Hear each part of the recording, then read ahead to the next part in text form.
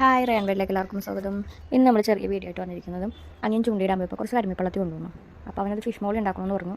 അപ്പോൾ നമ്മൾ പെട്ടെന്ന് രാത്രി ആയതുകൊണ്ട് പെട്ടെന്ന് തയ്യാറാക്കിയെടുത്ത ഒരു മീനാണ്. അപ്പോൾ നമ്മളത് വറുത്ത് മാറ്റണം.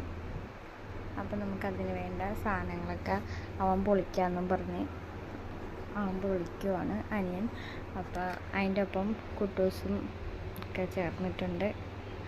അപ്പോൾ നമ്മൾ അരിഞ്ഞ് വെച്ച തക്കാളി, സവാള, തേങ്ങ, അപ്പോൾ നമുക്കതിൽ ചേർക്കേണ്ട ഐറ്റംസാണ് വെച്ചിരിക്കുന്നത്. അപ്പോൾ നമ്മൾ വറുത്ത എണ്ണയിൽ തന്നെ വേപ്പിലയും വെളുത്തുള്ളി, ഇഞ്ചി, പച്ചമുളക് ഒക്കെ നമ്മൾ നല്ലോണം വാടാൻ വേണ്ടിയിട്ട് നമുക്ക് ആവശ്യത്തിന് കുറച്ച് ഉപ്പിട്ട് പോലെങ്കിൽ നമുക്ക് നോക്കിയിട്ട് ഇട്ട് കൊടുക്കാം. അപ്പോൾ നമ്മളതിലേക്ക് സവാളയും കൂടെ ആഡ് ചെയ്തു.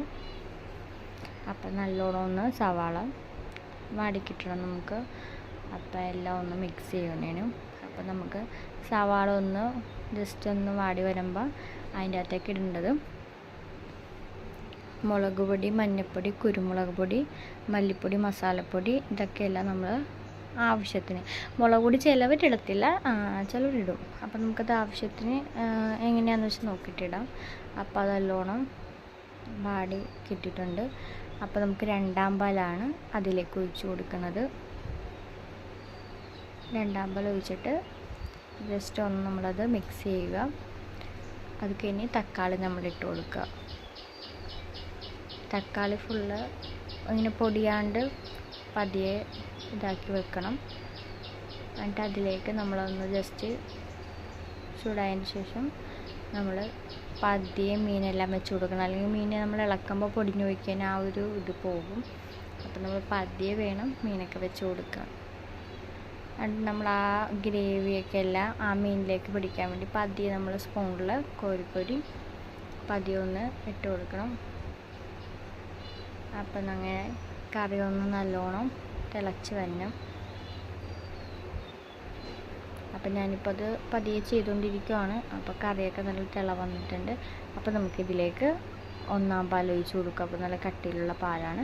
അപ്പോൾ അത് നമ്മൾ അതിനകത്തേക്ക് ഒഴിച്ച് കൊടുക്കുന്നതാണ്.